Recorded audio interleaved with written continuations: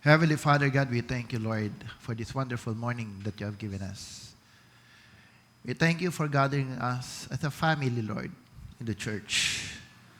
We pray to continually raise up the spirit of sonship in your house and in the kingdom, that we will understand not just about salvation, but about our true purpose, why you have called us, Lord, to be in your presence. Establish your word in the heart of your people. Holy Spirit, we pray and ask as we keep studying your word, together with it, keep revealing Jesus to each and every one of us, oh God. You are in control over this place. You are the builder of this place. We are all your servants. We are all your sons. And we humble ourselves before you, oh God, and I pray to have more of you and less of us. And as we decrease, Lord, let you alone, Lord Jesus, the King of Kings, the Lord of Lords, let you alone shall increase and be magnified and glorified in this place, in the life of your people, here and together with our families. We thank you, God. In this we pray in your mighty name, Lord Jesus. Amen, amen, and amen. Bago kayo maupo, sabihin mo sa iyong katabi, mahal na mahal ka ni Kristo. Ako'y nagagalak, kasama kita ngayon. Ayan. Kaya kung kayo nagagalak na magkakasama, pwede kayong lumapit sa harapan. Yan po, para tayo ay magkakasama-sama. Yan. Sige, parang ulitin nga natin kasi yung nagagalak, parang ako'y nagagalak na dito. Dapat yung merong special touch, di ba? Alright. Sabi mo, ako'y nagagalak at kasama. Hawakan mo ng kamayan mo naman siya. Ako'y nagagalak at kasama kita ngayon. Yan. Yung talagang mararamdaman nila na hallelujah. Sa mapagpala umaga po sa lahat. Ayan. At ako ay bumabati rin ng isang maligaya, tapos na pala maligaya, magandang umaga sa ating mga pamilya dyan na sumusubaybay sa ating programa dito sa ating live streaming sa mga oras na ito. Unang-una sa lahat, sa pamilya natin dyan sa Batangas, kila Mami Marie, Ate Mariel, no? Pati sa parents at pamilya ni Kuya Ginward. At ganun din naman sa Davao, kila Nanay Nene na patuloy na nanonood sa atin. At maging mga pamilya po natin dyan sa Cebu, kila Pastora Vicky, na paminsan-minsan ay nakikita kong nakasubaybay din. Good morning, Pastora Vicky and Pastor Yun. Then, ganon din sa ating mga pamilya dyan sa Indonesia, Batam, kila Pastor Edwin at Pastora Arta sa Thessalonica family in Indonesia, Batam. A pleasant good morning to everyone. And of course, ang ating namimiss na walang iba kundi si Tatay Wine. No, si Kuya Wine at saka si Sister Marge kasama si Ezekiel dyan sa the USA. No, nagagalak at nag-e-enjoy sila ngayon na magkakasama bilang pamilya. At ako habang naririnig to ni Brother, no? Ganon, good morning sa inyo dyan. Of course, to Ate Step sa Saudi, malagayang araw at magandang umaga sa iyo. At sa iyong mag-ama na nanalaging nasa lipa. Hallelujah. Magkamukha na yung dalawa. Kuya Kenneth, punta ka dito. No, good morning. So, good morning to everyone. At kung may mga wala na akong nalimutan, no? Wala na. Kung mayroon man, sorry. Alright, tayo po'y maupo at ihanda natin ating mga puso para sa salita ng Panginoon Diyos. Mayroon ka bang children? Titos and titas of our children? Andi dito sila, Kuya Noah. So go to your room and enjoy your day. No. Alright. Alam nyo, parang after the seminar that we attended yesterday, nagbago ang pananaw ko sa church. After my fellowship with Bishop Bien and yung aking na-witness yesterday na seminar, I saw the church in a different perspective na kung saan before Ang focus lang is teaching, teaching, teaching. And I realized we started in relationship. Pero as we go along, we end up in just imparting lessons, message, which is also good. But we should not forget the latter of how we should build relationship.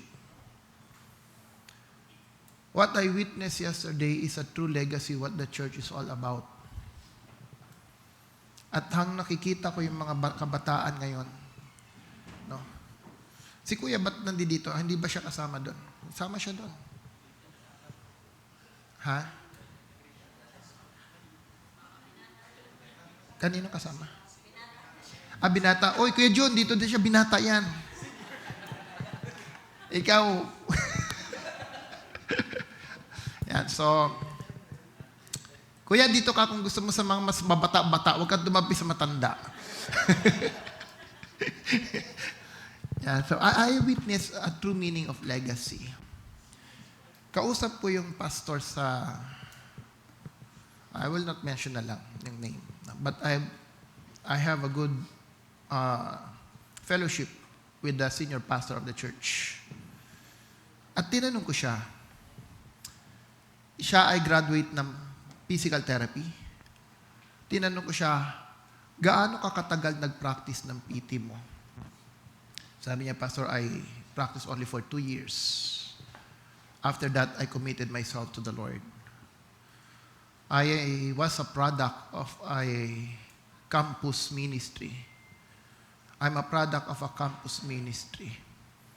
And because of that, I get to know the Lord before I don't have any directions. But after na makilala niya ang Panginoon, in just 2 years, he committed himself. And at the age of 48, he is now the senior pastor of the church, a big church. The church who is currently helping us. They are imparting grace to us with regards to discipleship. Imagine niyo after 2 years from college, after 2 years of just practicing, graduation from college, siguro sabihin na natin, 23 years old, he committed himself to the Lord. At nakita ko yung buhay niya, na when you commit yourself to the Lord, hindi ka talaga papabayaan ng Panginoon. Nakita ko yung status ng pamilya niya based sa presentation. Mamaya I will share to you that the word really label us based on how we present ourselves to them. And of course, tinitingnan ko kung paano yung presentation. And nakita ko, he's well off as a pastor. Then, yung kanyang mga assistant pastor, yung isa ang age is around 43, 38. And I realized, this is legacy. This is legacy. Na kung saan someone, sa yung disciples, sa yung mentees, they will capture the very DNA of the house. Not of a man, but the DNA of Christ in the house. And because of that, they have the passion to continue with the work. To continue because they have a purpose. The purpose of reaching the nation. No wonder they are big. No wonder they understand their purpose. No wonder they are growing. And I'm blessed to see a pattern that God is doing. No?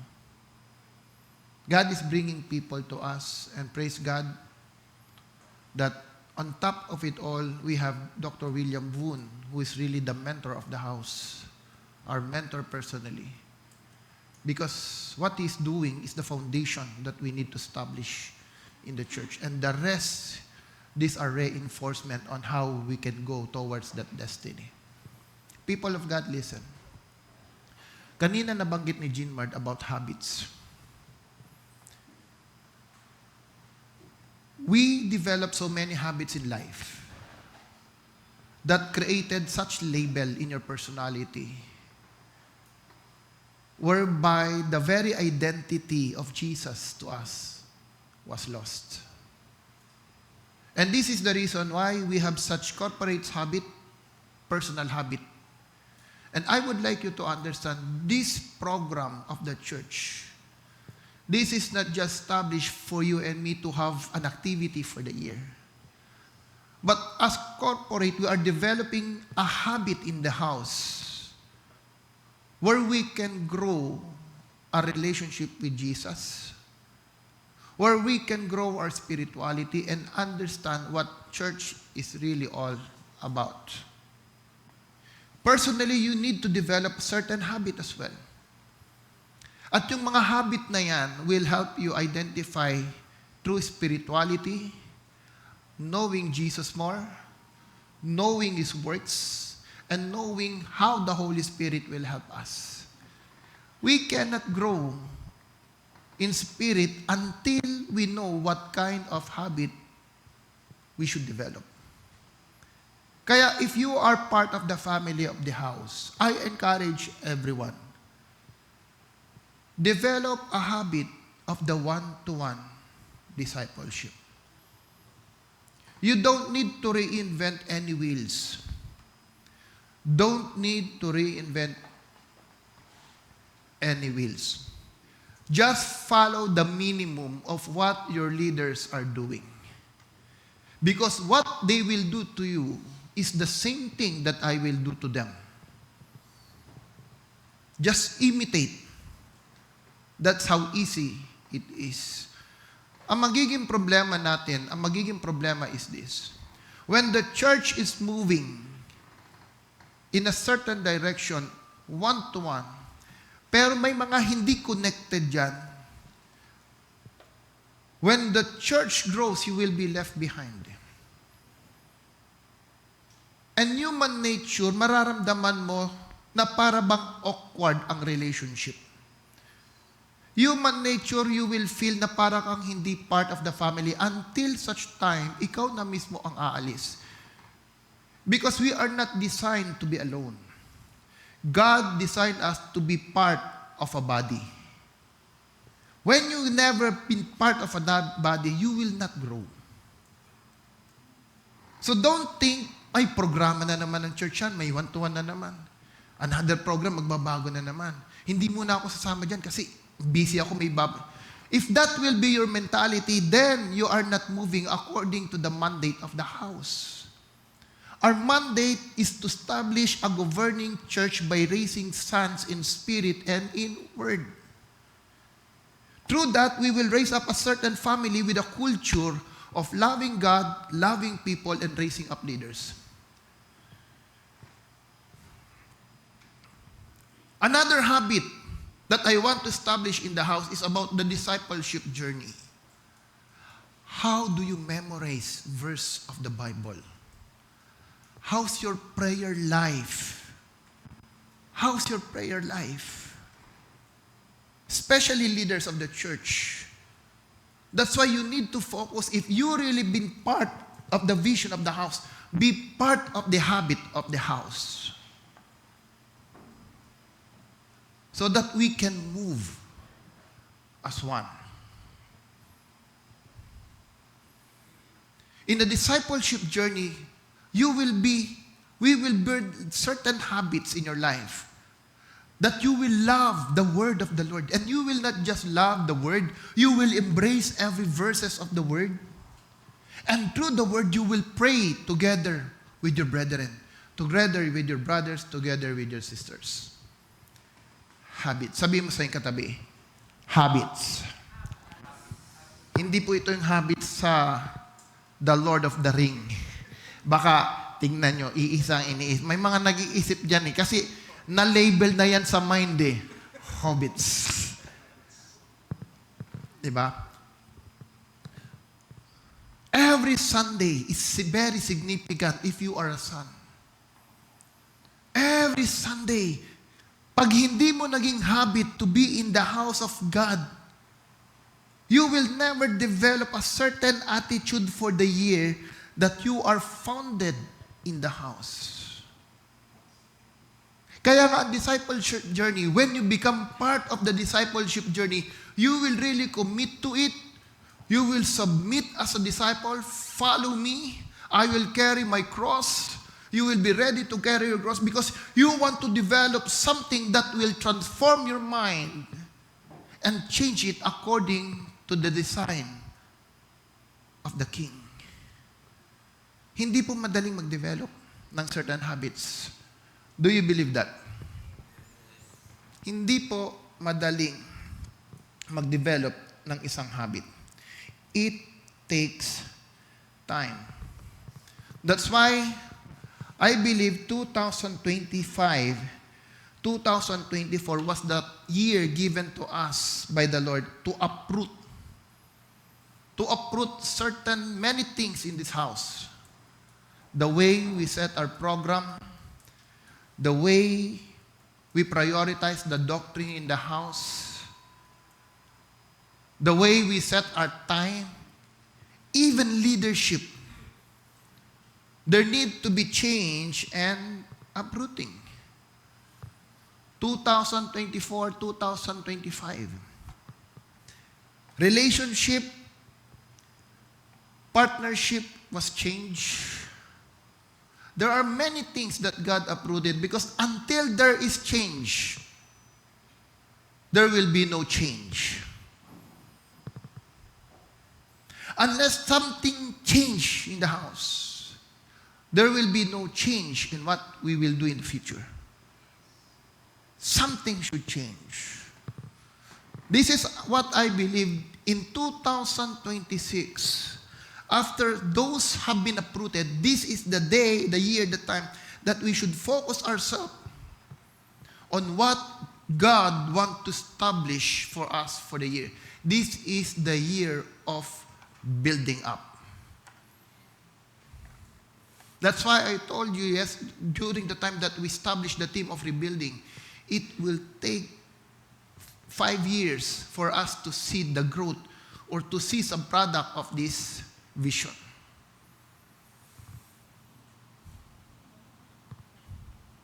At least you know where we are going. Because the moment that you believe on something, it will impute change, transformation. Magdadala yan ng pagbabago sa buhay ng bawat isa. Do you agree? Last week, I've shared to you that Jesus doesn't want us only to know Him. Ang nais ng Diyos, hindi lang malaman mo siya. Ang gusto niya, malaman at mikilala mo siya ayon sa nakasulat sa salita ng Diyos. At pag pinag-usapan natin ang Panginoon, it is very difficult to know someone na nakilala mo at narinig mo lang. Mas makikilala mo ang isang tao the moment you have encounter with the person. The moment you meet Him. That's why Jesus, ang Panginoon Jesus, ang gusto niya, hindi mo lang siya makilala, ang gusto niya, I want to encounter you, I want to meet you. Because the moment that you meet Jesus, the clearer that your theology will become. It will not just be head knowledge.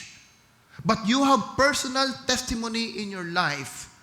Mayroon kang patotoo sa buhay mo kung sino ba si Kristo, paano kanya binago, paano kanya patuloy na inaayos, at ano ang nais niya para sa iyo.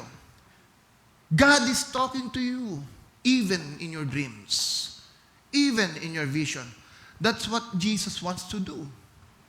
That's why He revealed Himself to many witnesses after the resurrection. He revealed Himself because He wants them to continue what He has done, because the church, after the inauguration, we are now in the season of continuation, meaning this is the time where God, the purpose of God in this world for the redemption of man has been given to the church. And you cannot do it by your own strength. We cannot provide solution through political solution, economic solution, social solution in this world until the world get to know who is Jesus in our life. So yung pamilya, more than the knowledge that you have with Christ, nakikita ba nila ang Diyos sa buhay mo? We have weaknesses. We have imperfection. But at least in times na tayo nagkamali, you know in your heart that you are representing Jesus in the life of the people around you. And that is important. That is important. That's why we need to build a certain habit whereby this kind of mentality will be seen in our life. Here's my question. Have you ever done something you believe, even if others disagreed? Meron ka na bang ginawa sa buhay mo na talagang pinaniniwalaan mong tama kahit ang iba ay against sa pinapaniwalaan mo? Can you raise your hands? Whether the result is good or bad, dahil naniwala ka dyan, dahil naniwala kang tama yan, kahit alam mong tama o mali, kahit alam mong, ay hindi mo pala alam na mali. Basta alam mo, naniniwala ka. Whether ang bunga ay tama o mali, naniniwala ka, gagawin mo yan. Mayroon ba? Ayan. Yung iba, wala pa kayong desisyon na ginawa. Mag-decide kayo minsan para maramdaman nyo rin kung tama o mali. Alam mo minsan, di ba, may kausap ako, sabi ko, Pastor, I don't know if God really called me to really pastor a church, but I have these visions. Sabi niyo, why? Bakit ayaw mong tumuloy? Kasi takot ako baka mag-fail. Sabi, takot ako baka mag-fail. Ang sabi niya sa akin, hindi ka pa nagsisimula, failure ka na. Hindi ka pa nagsisimula, failure ka na. I was challenged nung sinabi niya. Na hindi ka pa nagsisimula, failure ka na. Nung sinabi niya sa akin yun, I took a stand at talagang sinimulan ko, thinking, hindi ko inisip na it will succeed. Ang iniisip ko na basta gagawin ko lang, if I succeed, glory to God. If not, at least ginawa ko yung pinapagawa ng Diyos sa buhay ko. And glory to God, we are now here, you are here, 10 years. And we have just celebrated our 10th year anniversary of the church because of that decision. Another thing is that, nung ako po ay nagtatrabaho, I was already, siguro mga 2005, 5 years. 5 years of working. I was offered to be a section manager ng aming department, section manager. At kinausap ako nung head na I will be next in line. Kasi kaya ako kinausap is because nag-file ako ng resignation. Dahil nakita ko sa sarili ko, parang hindi ito yung gusto ko. Ang gusto kong trabaho, yung paiba-iba, yung very dynamic, iba-ibang tao nakakausap. Sa manufacturing, para bang ang buhay mo, paikot-ikot lang. Kung anong ginawa mo sa umaga, ang nagbabago lang problema, pero yung tao, sila pa rin. Yung makina, yun pa rin. Madali akong maboard, mainip. So after a while, sabi ko gusto ko sa sales. Iba-ibang kausap, may mga binibenta. So sabi ko, nag-resign ako dahil may nag-offer sa akin ng sales. But the problem is, yung salary will significantly drop. Ang pananaw ko naman, kaya nga ako nag-sales, hindi naman yung salary tinitignan ko. Ang tinitignan ko yung commission. Kasi pag nakabenta ka, ang laki ng commission. Sa loob ko, yung kikitain ko ng ng isang taon, isa-isang benta ko, pwede kong kitain. Di ba? So, I decided, sige, mag-resign. Nagalit si daddy. Bakit ko daw iniwan yung trabaho ko? Dahil nagsimula na akong mag-ipon ng mga chemical, dinadala ko sa bahay, ang baho. Nagalit si daddy dahil siya pag naglilinis, naaamoy niya. Mabaho. Pero ako nag-enjoy. Ito na, nasa sales na ako, nagbebenta ako. Na-realize ko, ang hirap pala magbenta. Ang hirap.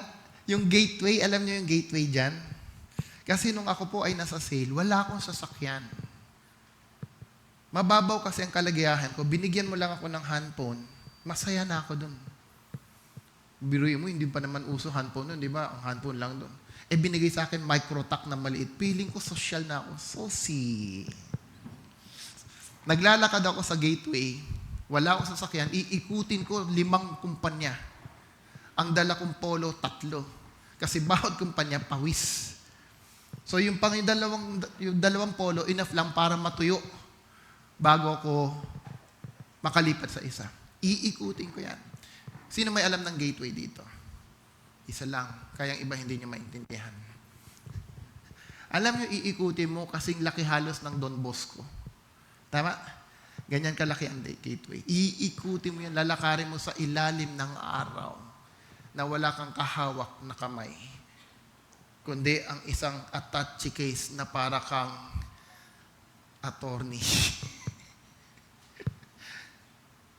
But because I believe na yun ang pinapagawa sa akin ng Panginoon, ginawa ko yun. Kahit I sacrifice my salary. Alam mo, pag naniniwala sa ginagawa mo, kahit wala kang alam, may alam ka. May isang kumpanya akong napuntahan. Sabi niya, tama ka, may problema talaga kami dito sa ganito. Yung mga waste na yan, may problema. Paano ba solusyon yan? Hindi ko alam. Paano solusyon? May diagram ka ba? Sabi ko, may diagram ka. Sir, ito may diagram. Tinignan ko. Parang may alam. Pero by the wisdom of God, sabi ko, sir, itong problema. Kailangan nyo ng solusyon dito. Tama ka. Sabi, uy, tsamba. Hindi pa ako Christian kaya tsamba. Pero pag Christian na, glory to God. I believe na kahit alam ko, mahirapan ako dahil alam ko yon, I will do it. Question, did I succeed? Did I succeed? No. For me, hindi. But I did not fail. Ito sabi ni John Maxwell, I know how to fail successfully. Because that gave me the opportunity to be a customer service in a semiconductor company. And being a customer service, yan ang ginamit ng Panginoon para po ako ay makapag-abroad. Sometimes you need to experience failure, but failure doesn't mean that you really fail. It's part of the journey. It's part of life. Mamaya, tuturuan ko kayo how to fail successfully. Okay ba yan? Okay ba yan? Sige. So, again, tanungin ko. Mayroon ba kayong desisyon na ginawa na alam nyo tama at talagang pinaglaban nyo, pero bandang huli, nakita nyo rin yung resulta, whether good or right? Sige nga. Can you raise? Baka nadagdagan. Mayroon ba? Ganun pa rin. Yung nadagdagan na nga, nadagdagan. Alam mo, gusto ko kasing tanangin, for you to really feel the message today. Kasi pag hindi nyo naramdaman yung mensahe ngayon, uuwi ka na naman na empty. Uuwi tayo na hindi mo alam how to apply it in your life. Marami ng iba siguro nahiya, but think of it. I do believe bawat isa sa atin dito, mayroon kang desisyon na ginawa that shape who you are right now. Kung sino ka ngayon, ang kondisyon, estado ng buhay mo ngayon, that is the result of your decision in the past.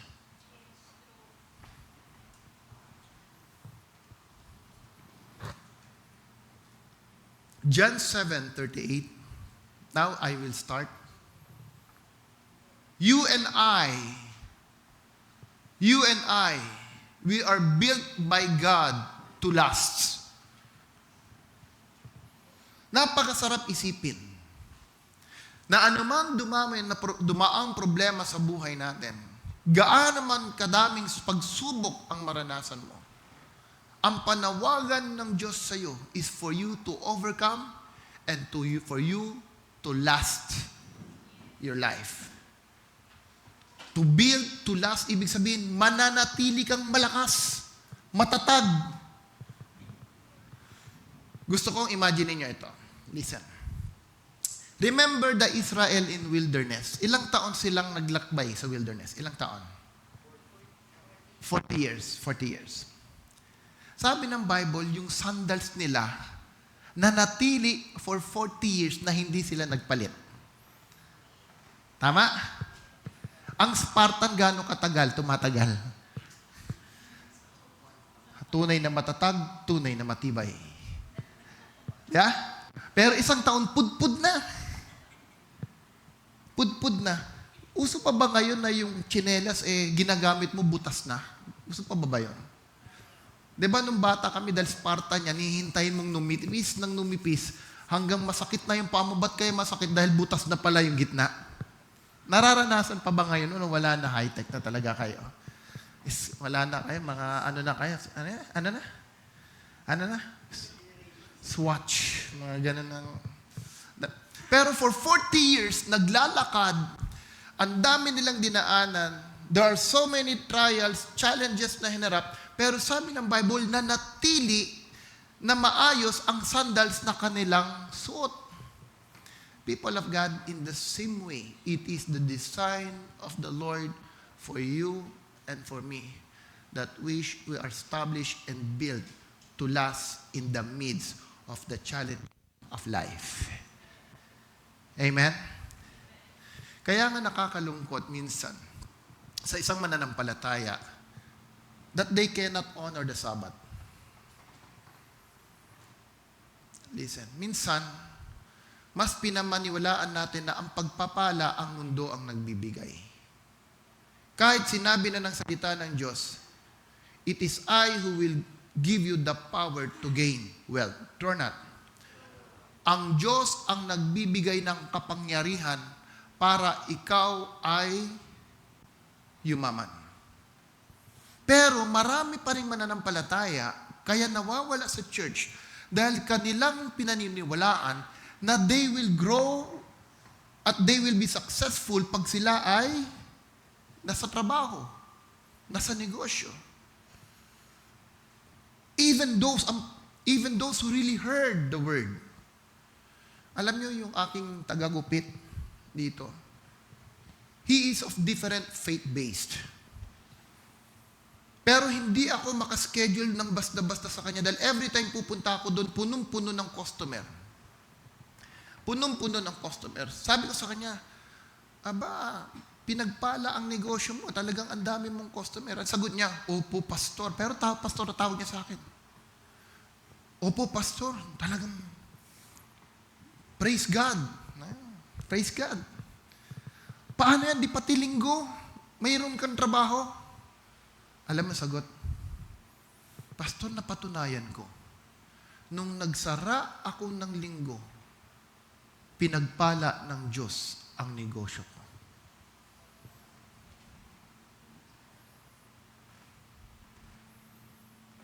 Sabi ko, ibig sabihin, since then until now, sarado ka? Hindi po ako nagbubukas ng linggo dahil para sa Diyos yan.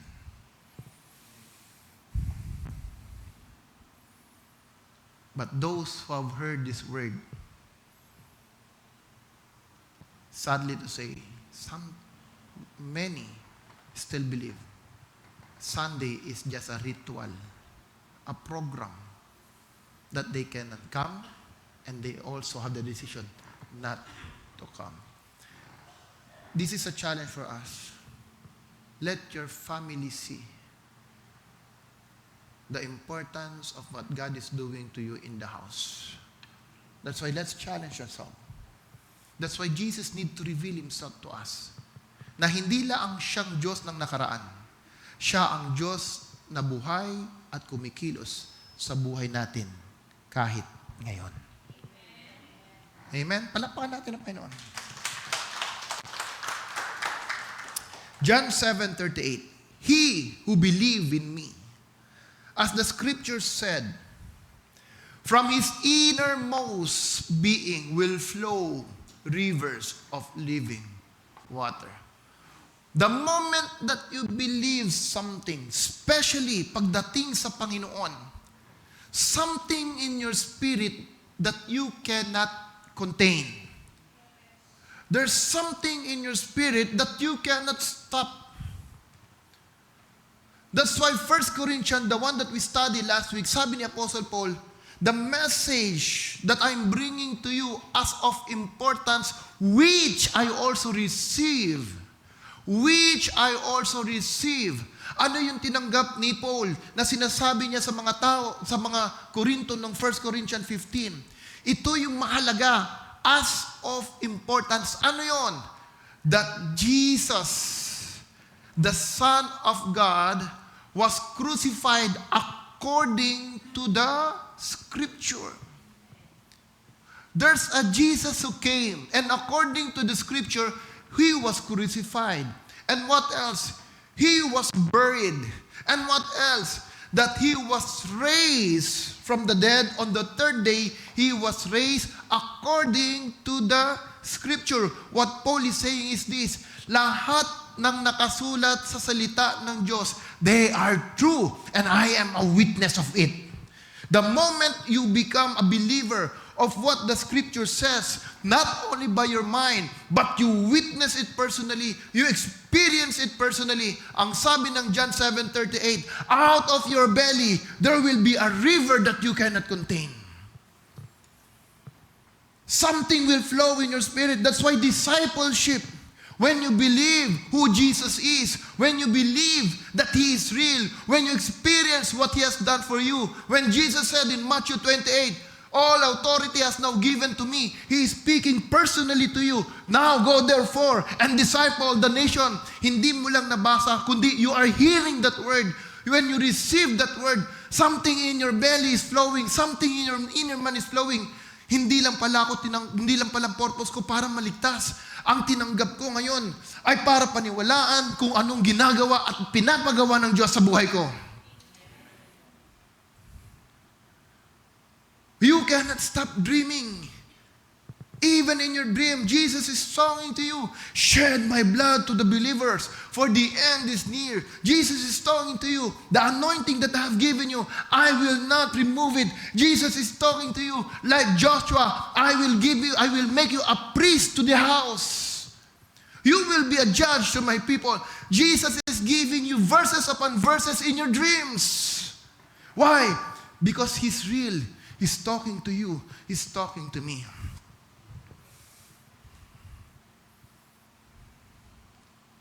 And people will see that there is so much passion in your life. Why you become a Christian? May patotoo si Kuya Jay. Pwede ko bang sabihin yun? Okay lang. Pag sabi mong hindi, okay lang naman. Hindi ko nisasabihin. Okay lang. Sabi mo. Ayan. Na-witness niya, ha? In the book of Acts says, time will come when the Spirit of God is poured out in the life of the people. Young man will see vision. Old man will dream dreams. Pag nananaginip ka, you're old. Kaya kung ikaw bata, papilitin mo magkaroon ng vision. Joke. Alright? Kasi masyado kayong seryoso eh. Now, si Kuya Jason, nung aming small group, kaya maganda small group eh. Talaga yung mga hindi na-open up doon. Ito kaya gusto ko lang i-share. It's that because it affirms what I am sharing to you now. Ito si Sister Lay daw na naginip. Yung kanyang mahal na kabiyak na nanaginip, ang sabi sa kanya, naninigarilyo ka. Naninigarilyo. Siyempre, bilang lalaki tayo ay masyadong protective sa sarili rin natin. Or not. Mayabang tayo eh. Sabi niya, hindi totoo yan. Hindi totoo yan.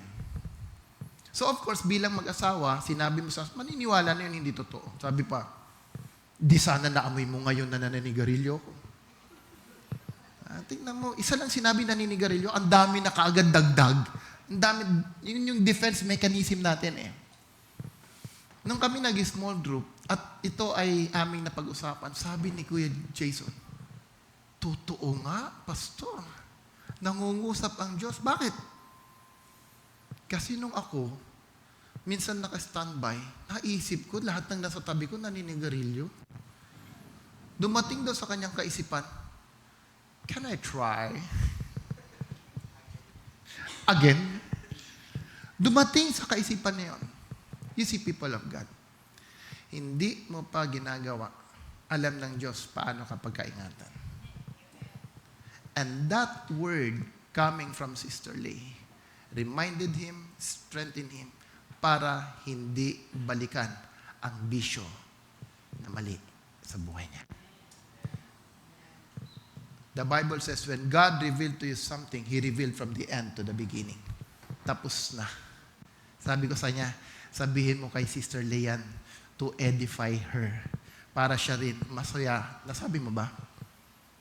Para siya naman matuwa at malaman niya sa sarili niya, aha, si God nga ang nangusap sa akin. God is still talking until today. And He wants you to encounter Him, to witness Him, and to hear from Him. When that happens, something inside you will be unstoppable.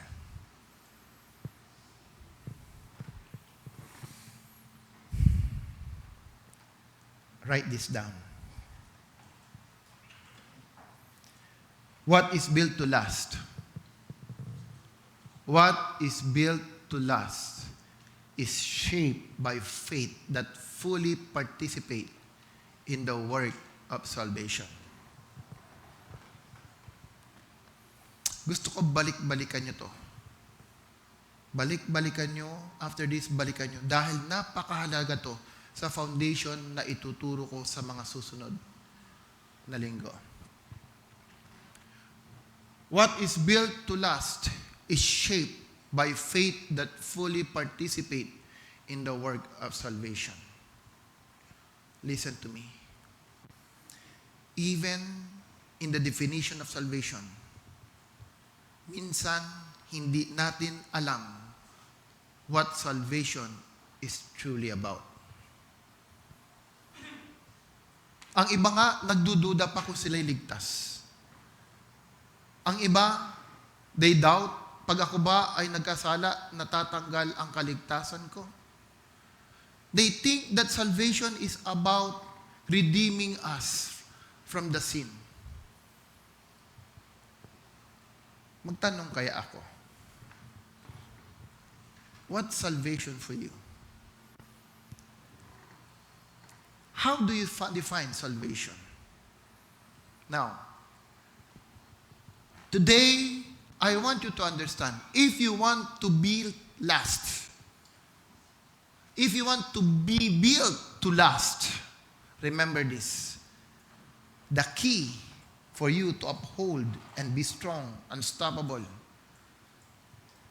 depends on how you participate. Participate, hindi lang you understand, but you really exercise, you really believe, you really live out the work of salvation. Amen? Now, there are 4 facets of salvation. 4. First, salvation is about the redemption from sin. Listen. Nung tayo ay linigtas ng Diyos, ang unang sinettle ng Panginoon sa iyo at sa akin is spiritual separation. Spiritual separation. This is what happened to Adam and Eve. Nung sila ay nagkasala, God removed them from the garden and they lost the relationship with God. The moment that you receive salvation, the first thing that Jesus settled in our life is to restore that relationship. Amen? Sabi ng Ephesians chapter 2 verse 4 to 6. But God, being rich in mercy, because of His great love, nandiyan po yan, because of His great love with which He loved us, even when we were dead in our transgression, made us alive together with Christ, raised up with Him, and seated us with Him in the heavenly places in Christ Jesus. Now, when we are separated, when we are sinful, when we did not have Jesus in our life, we are separated from Him. Listen. But now, when we accepted Jesus, ang sabi ng salita ng Panginoon, the Bible is teaching you and me, you are now seated with Christ. Can you see in the Spirit that wherever you are, whatever you're doing, whatever the challenges of your life, whatever you are going through, Jesus is with you? Eh bakit? Minsan, dumadating yung anxiety. Bakit ka nade-depress if Jesus is with you? Di ba sabi ng Diyos, if God is with us, who can be against us? How real is it to you right now? Gaano katotoo na even now, Jesus is seated, you are seated with Christ. Ephesians 2:19. So then you are no longer strangers and aliens, but you are fellow citizens with the saints and are of God households. You are, anong tawag ng Bible sa iyo? You and me are we are what? Saints. Alam niyo, okay, listen. Di ba ang may tinatawag na canonization? Beatification. May proseso yan na para ang isang tao maging santo. Tama? Tama? Ang hindi may alam, hindi nyo alam yung pinanggalingan nyo. Okay, joke.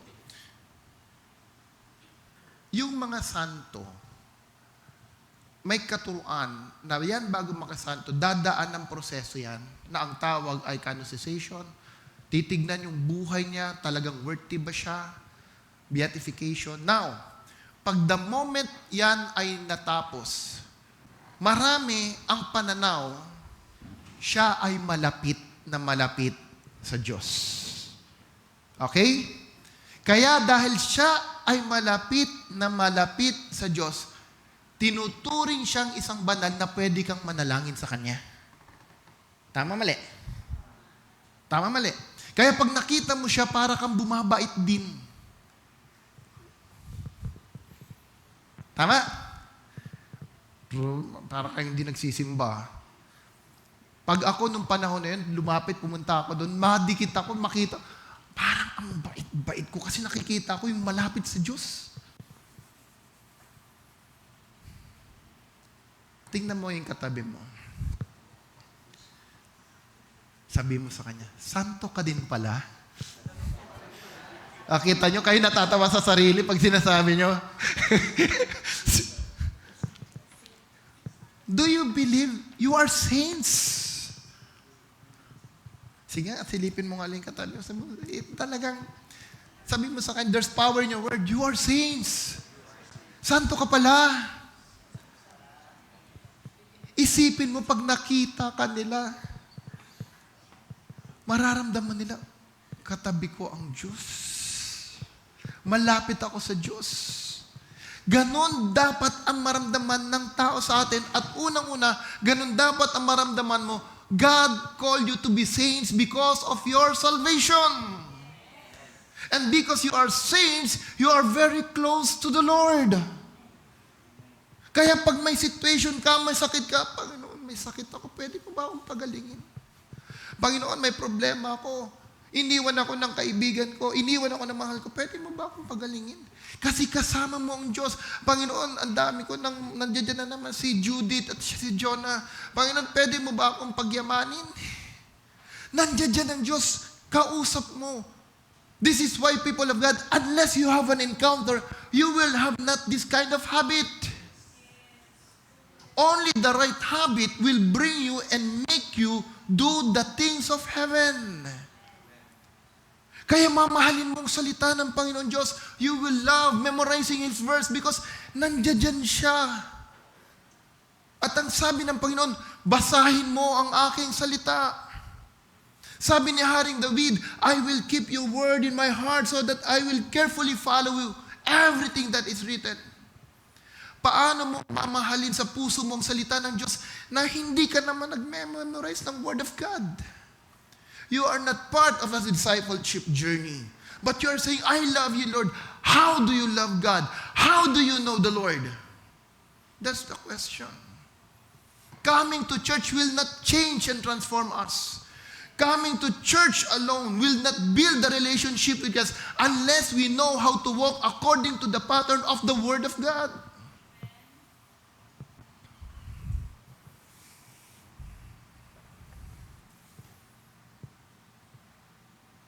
Ang iksi talaga ng oras. Number 2. What is salvation? It's the redemption from the power of the devil. Pinalaya ka na sa kapangyarihan ng demonyo. Wala ng kapangyarihan ng demonyo sa iyo. Let's open in 1 John 3:8. He who is sinful is the devil. He who does what is sinful is of the devil. Yung gumagawa ng kasalanan, sa demonyo yan. Sabi ng bawal mag-yosi, yosi ka pa ng yosi. Hindi galing sa Diyos yan, sa demonyo yan. Sinisira mo ang iyong katawan. Unwanted relationship. Hindi galing sa Diyos yan. Kasi demonyo, itinitempt ako eh. Sabi ng Panginoon, the devil has been sinning from the beginning. The reason the Son of God appeared was to destroy the devil's work. Kaya kalinigtas ng Diyos, kaya dumating si Kristo para wasakin ang gawa ng demonyo sa buhay mo. Pero maraming mananampalataya, mas naniniwala pa sa gawa ng demonyo kaysa sa gawa ng Diyos sa buhay nila. Grabe itong demonyo ito, nandito na naman, ginugulo ang buhay ko.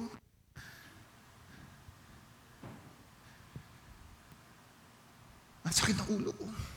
Demonyo, lumayas ka. Biogesic lang ang katapat niya. You see, sometimes we believe more of what the devil can do than what Jesus has already done on your life on the cross.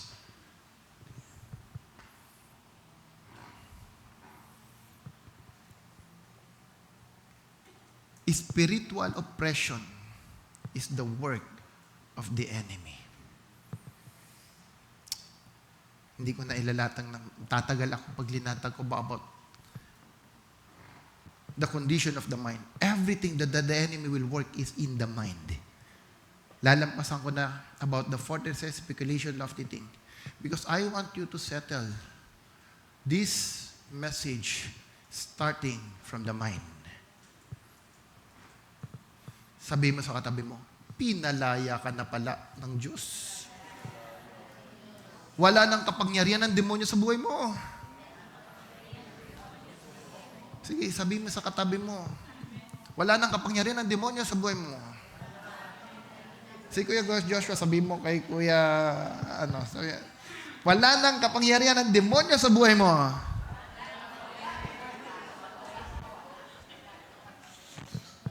Amen? Nasagutin mo naman, talaga?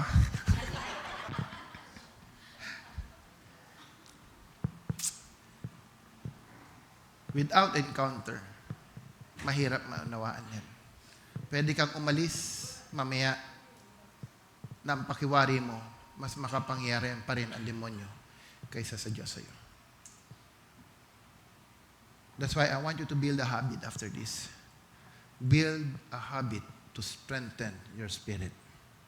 Number 3, redemption from the curse of Adam. Alam mo, ito isang gusto-gusto. Linigtas ka na ng Panginoon, tinanggal niya ang kapangyarihan ng demonyo sa buhay mo, and let's embrace this. People of God, when Jesus saved us, you are now a partaker of Abrahamic blessing.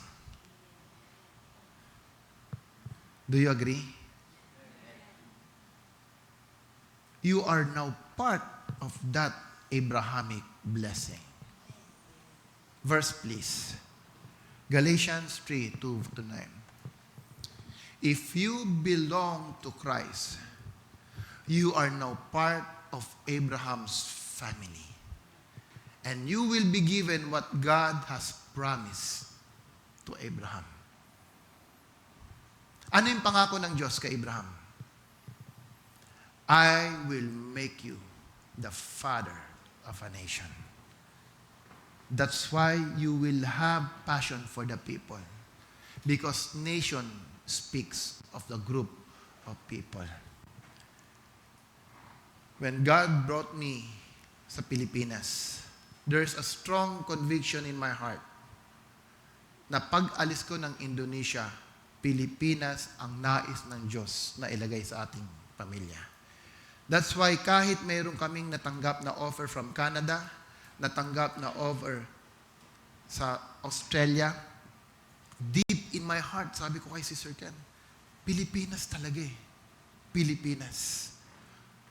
When God called you to be His son, to be His child, He will put nations in your heart. Kaya po, imposible sa totoong nananampalataya sa Diyos na walang puso sa mga ibang, sa kanyang pamilya, sa mga hindi niya kapananampalataya. Malinaw? Because that seed comes from God. He put that seeds in your heart so that you will have passion to the people around you.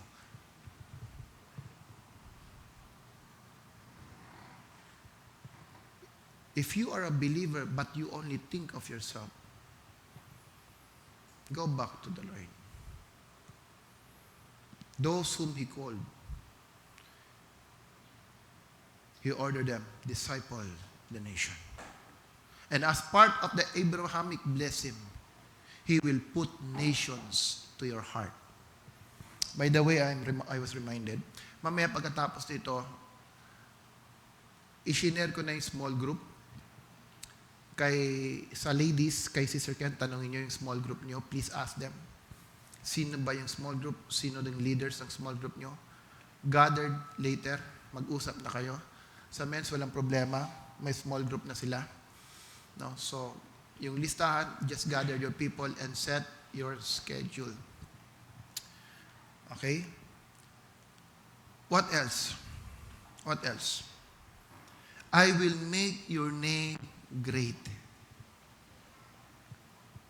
Hindi pala against ang Diyos na maging sikat ka.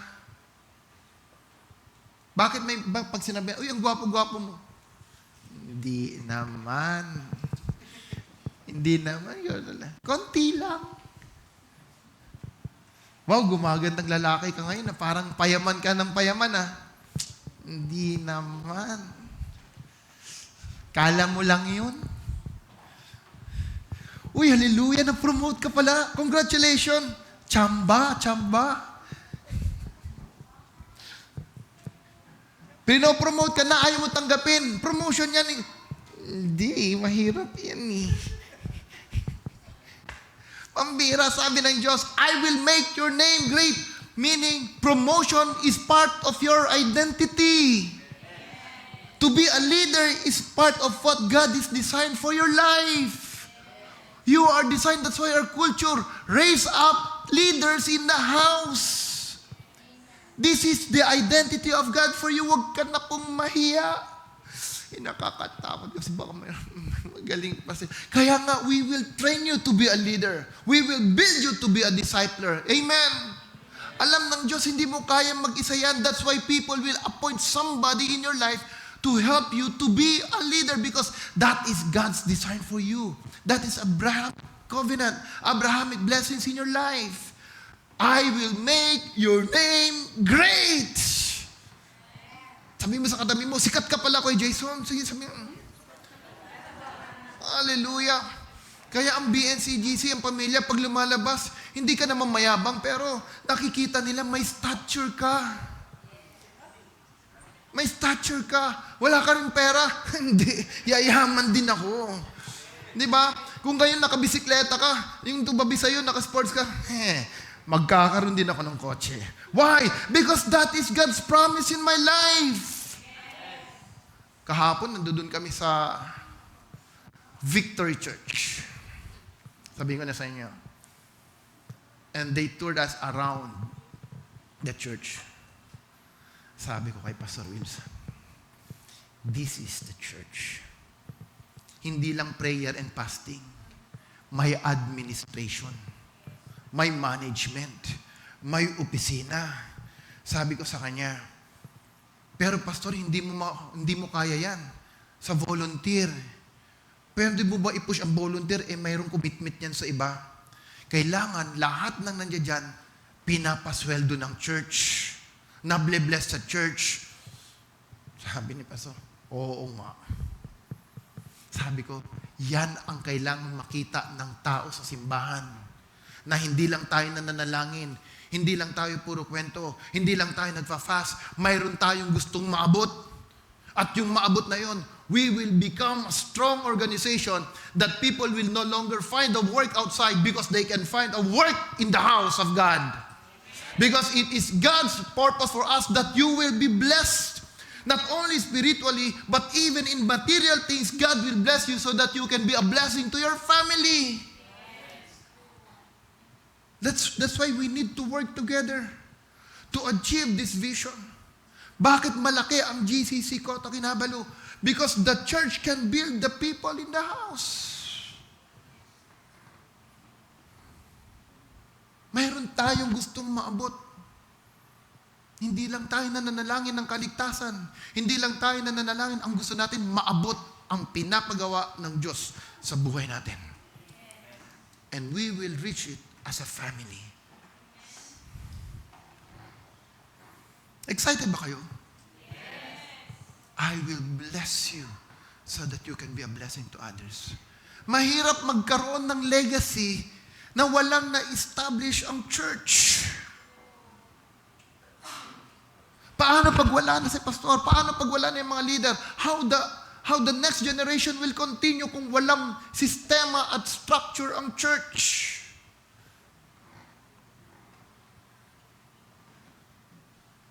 Fasting tayo ng fasting, prayer ng prayer. You don't have a mind for management, administration.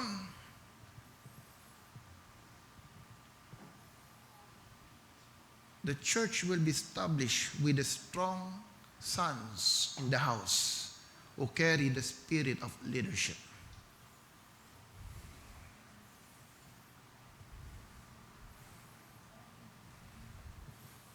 Amen? Nakikita nyo? Kung hindi nyo pa nakikita, minsan sama kayo. Yung mga hindi pa nakikita, sama kayo sa Kota Kinabalu. Believe that God will provide. Believe that God will open doors. Sama kayo sa iyo. Tignan nyo yung church ng GCC. And in vision, ito pala yung direction namin. Hallelujah. Hindi lang pupunta dito, tutugtog, magmi-minister, one-to-one. Subukan mong gawin yan. Ngayon mag-e-enjoy ka. 2 years, 3 years, mag-e-enjoy ka. 4 na taon, 5 taon yan para nang ginagawa mo. Mananawa ka na din. True or not? Mananawa ka na din. Hindi habang panahon tinawag ka sa ginagawa mo ngayon. God called you to raise up other leaders as well. So that what God has put in your heart will continue from generation to generation.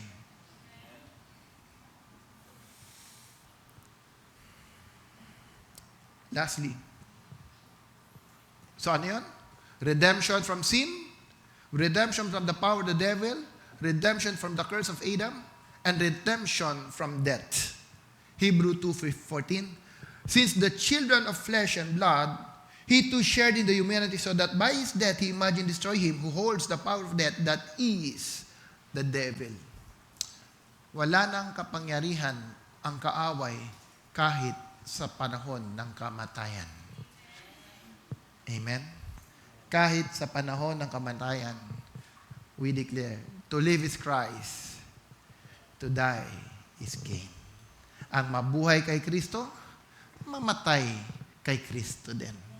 At dahil dyan, hindi mo katatakutan ang problema ng mundo.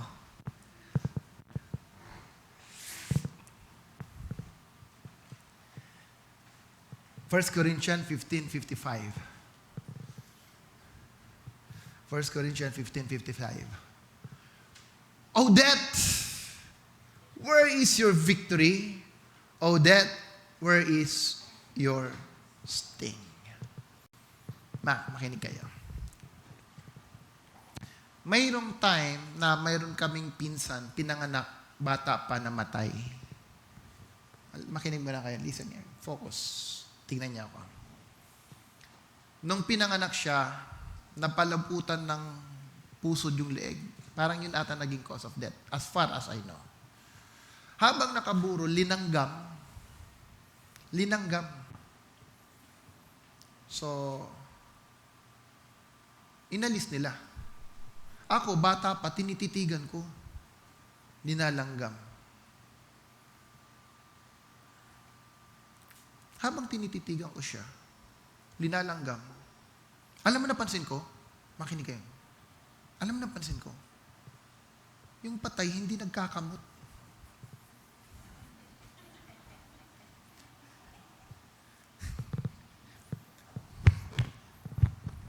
Kasi napuno eh. Hindi siya nagkakamot. Wala akong nakita. Di ba pag linanggam ka, tapos pati mukha mo ka saan? Di ba? Para namang hindi kayo kinagat na langgam. Punong-puno siguro kayo ng off-lotion kahit hindi kayo kinakagat na langgam.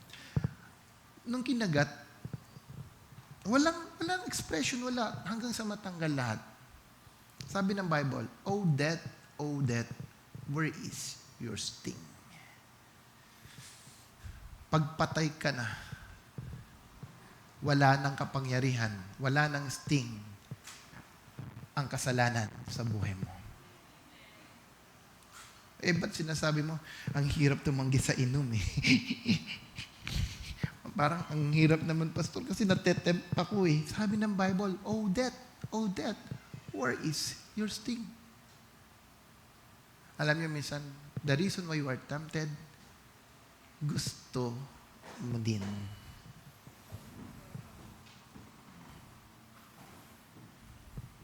That's why habits are important.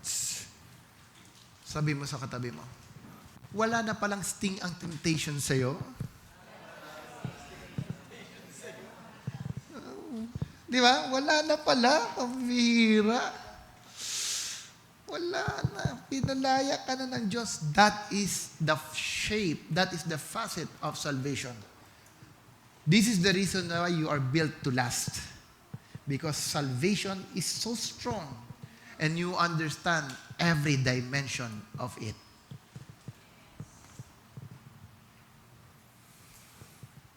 Can you show the next verse, please? Kimchugi bowl. Alam niyo ba to? Kimchugi bowl. Kimchugi bowl, ito yung art, Japanese art of fixing a broken bowl. Hindi talaga yan broke. Nabasag yan. Kaso, there is an art in Japanese na kung saan, instead of hiding every broken part ng bowl, they fix it and reveal the broken part, but linagyan niya ng gold, silver. Linagyan niya every design ng Diyos. Every design ng bowl, pinagdikit-dikit yan. Pinagdikit-dikit at linagyan ng pandikit na gold yung kanyang separation. Listen here. You and me, we have many broken parts. Our life has been labeled by so many things by the world. Mga sosyal, konyo, Becky, mga millennials. When they look at you, people labeled you on the generation and how you present yourself. Pag nakita nila magandang relo, maayos, anong work mo? Pag isang executive, successful yan. Ikaw anong work mo? Average ka lang. Ikaw ng work mo, wala po, ay wala kang kwenta. That's how people labeled us. Ano pa? LGBT. Maraming klase ng label. But here's the good news. Whatever label the world is doing, there is one label that God has put in your life. You are built, you are created in the identity of God. There is only one label that God is looking at us. It is the manifestation of the identity of Christ in our life. Gaano man karaming broken parts sa iyong buhay, yung pinagdaanan, may problema, even right now, just surrender that broken parts to God. Can we all stand up and rise? Kung may mga problema ka, suliranin, wala naman yan eh. Iniwan ka ng pamilya mo. Iniwan ka ng mahal mo. Iniwan ka ng mga taong inaasahan mo. Sa tingin mo maraming broken parts, sabi ng Panginoon, cast your burden upon me. Everything. Cast your burden upon me and I will give you rest. Huwag kang magtitira. Huwag kang magtitira kasi ang Diyos gusto niya yung buo. Parang kimchi bowl. Ang gusto ng Diyos, lahat yan idikit niya. Ididikit niya. At habang inaayos ng Diyos yan, yung dating sira na mas mababa ang vessel, yung value mo, the moment God fix everything, alam niyo po ba, mas mahal na yung bowl na yan kaysa yung original na siyang ginawa. The moment that you surrender everything, your life to the Lord, and allow God to start fixing your life, your value becomes more greater than who you are in the past. You will not define by your experience. Hindi ka pwedeng i-define ng mundo sa mga challenges mo. Hindi ka pwedeng i-define ng mundo sa mga failures mo. Hindi ka nila pwedeng i-define no matter what they say. Just believe on the facet of salvation. I am a new creation. I have redeemed from my sin. I have been redeemed from the power of the devil. I have been redeemed from the curse of Adam. I am redeemed from the power of death. This is who I am. I am now been redeemed by every words of the enemy. I belong to Christ. I am more than conqueror. I am built to last.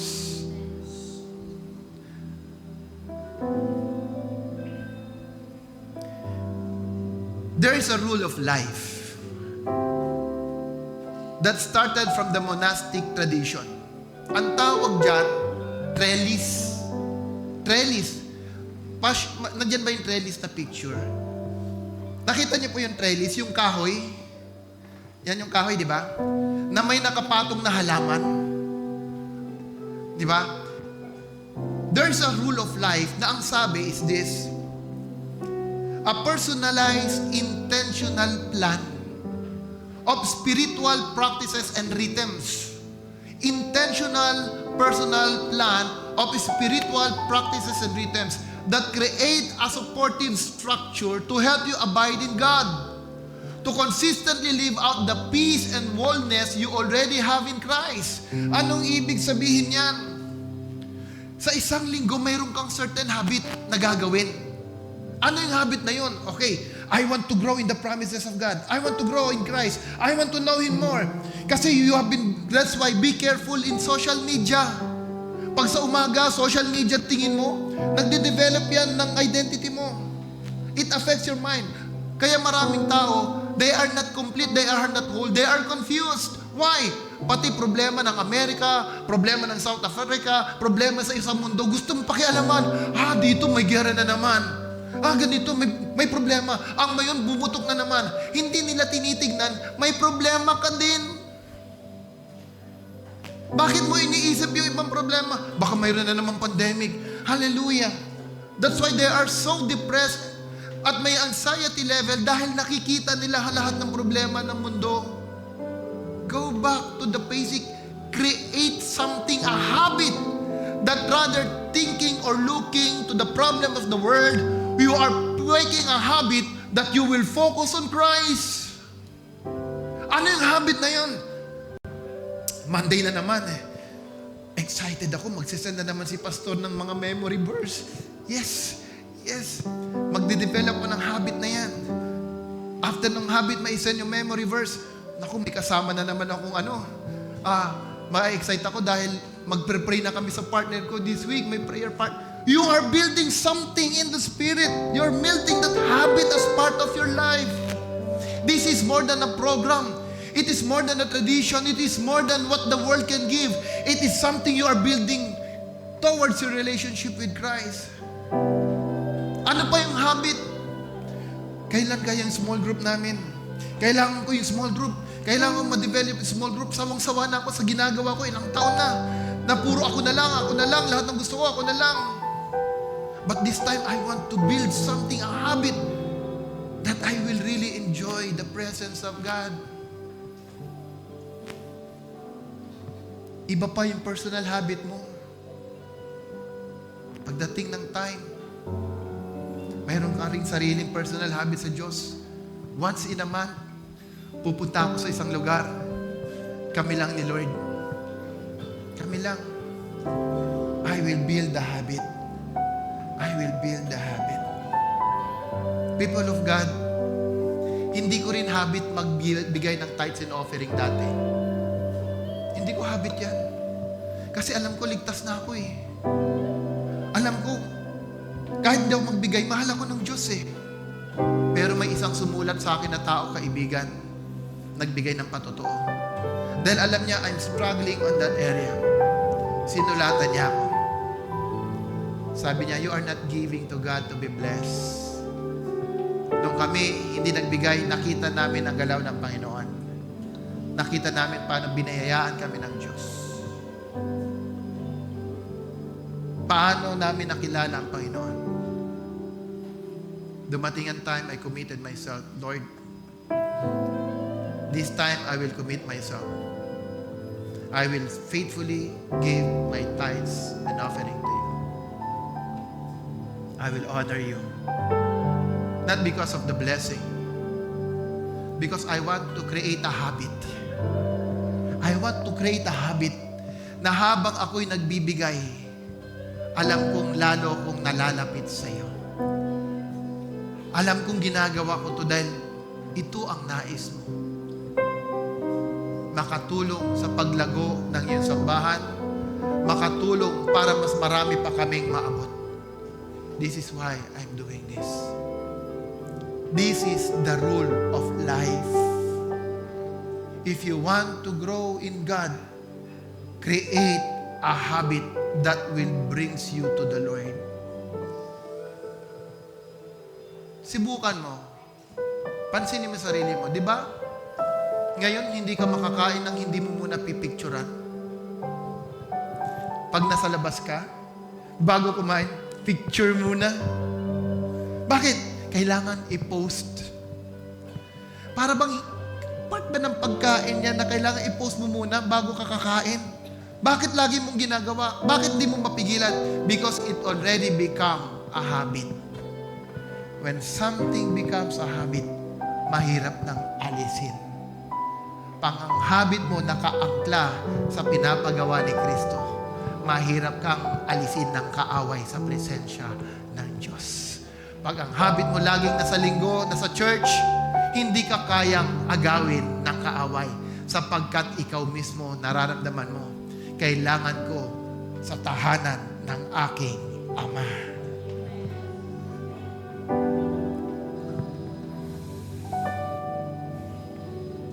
Lastly, I want you to memorize this one. Can you memorize for me?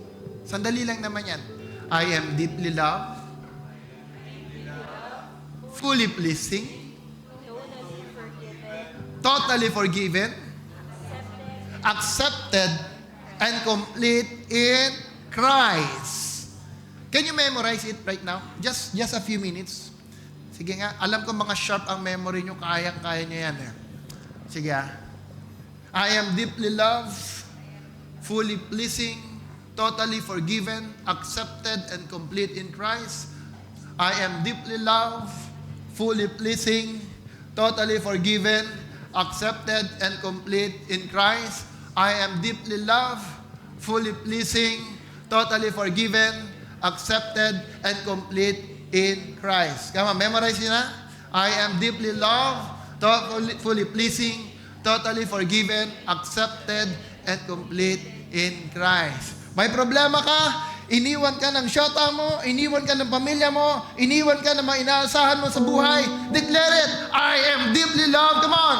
I am deeply loved, fully pleasing, totally forgiven, accepted, and completely right.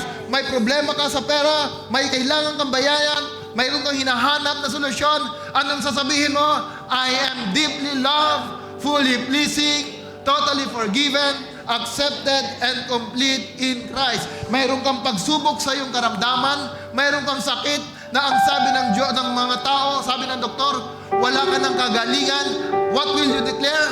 I am deeply loved, fully pleasing, totally forgiven, accepted, and complete in Christ. Paggising mo sa umaga, instead na maayos ang maabutan mo, may mga problema kang hinaharap, mga tao na problema sa buhay mo, biglang dumating, mayroon sumulat sa iyo, mayroon nag-message sa iyo ng problema, anong sasabihin mo? I am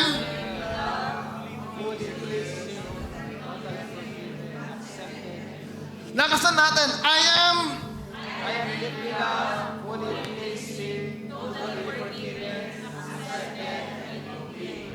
Whatever you're going through, create something in your life.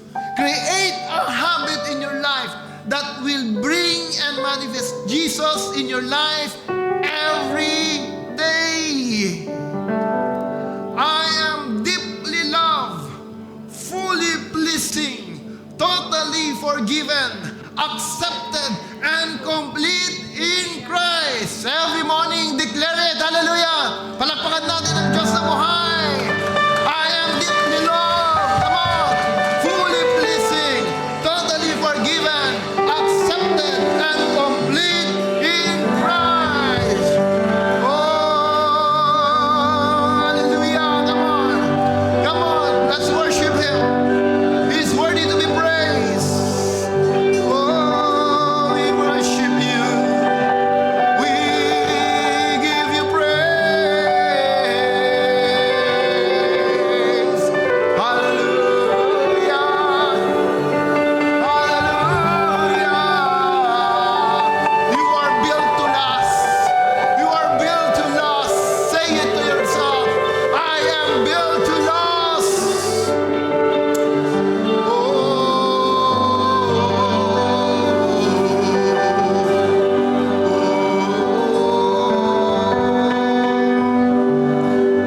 Gurabasikara Shandare.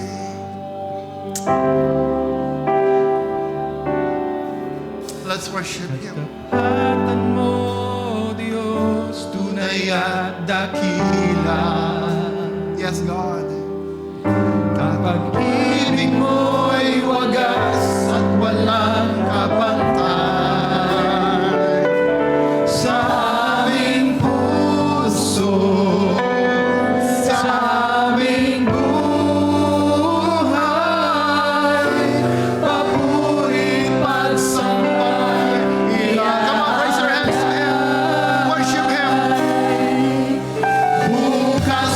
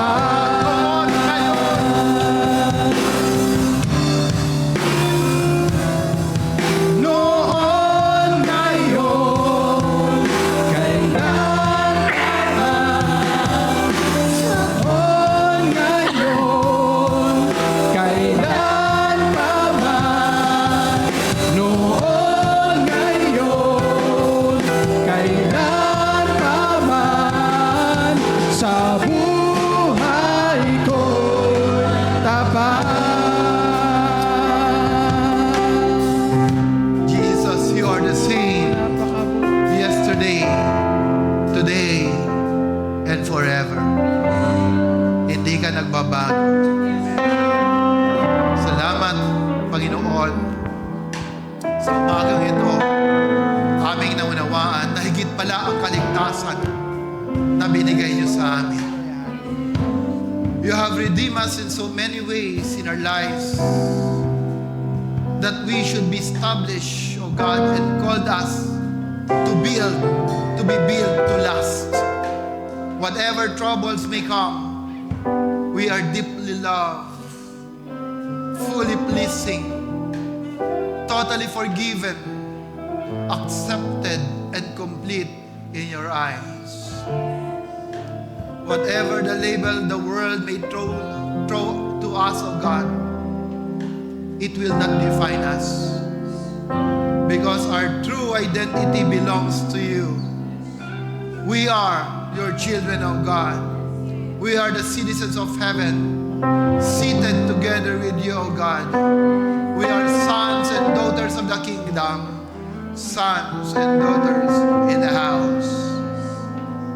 People of the Lord, exercise your faith. Hear from God. Whatever troubles, problem you may have, cast your burden to Christ and let Him give you rest. Jesus said, I will give you peace, the kind of peace that the world cannot give. Maraming tao, akala nila ang kapayapaan na sa pera, sa negosyo, sa trabaho, sa mahal sa buhay. Pero ang sabi ni Kristo, ang totoong kapayapaan, siya lamang ang may kayang magbigay. Build a habit that you will know more Jesus. Build a habit that you can work and journey together in the vision of the house as God build us together according to His plan and purpose. As Jesus revealed Him to us as a family. This is my prayer, God. Holy Spirit, seal it in the heart of your people. For those who are praying for healing, supernatural healing, I pray, O God, that it will manifest in this house, in the life of your people. Even those who are watching with us right now, as they heard the message, as they receive this truth, O Father, I pray in the name of Jesus, Lord, let there be deliverance and healing upon their lives right now. In Jesus' name, let them be a witness and testimony of your power and miracles that are working in them and through them, O God. Believe it, children of the Lord. Believe it, sons of the house and the kingdom. It is yours, it is your portion. Supernatural life and miracles is ours as promised by the Lord. You are healed by the blood and the stripe of Jesus. You are healed. We are healed. Oh, salamat Panginoon. Salamat.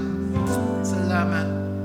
Purihin ka, Panginoon. And more than anything else, speak to us, God.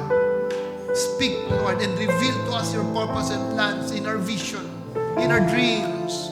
Release it, Holy Spirit. Thank you. Thank you so much. Oh, we will come out of this place built to last, stronger than before, influential, O God. We will cross over to take over. Salamat, Panginoon. Salamat. At habang nakataas ang ating kamay sa ating Diyos na buhay, I pray may the Lord God bless you and keep you. May the face of our Father in heaven shine upon you and give you peace.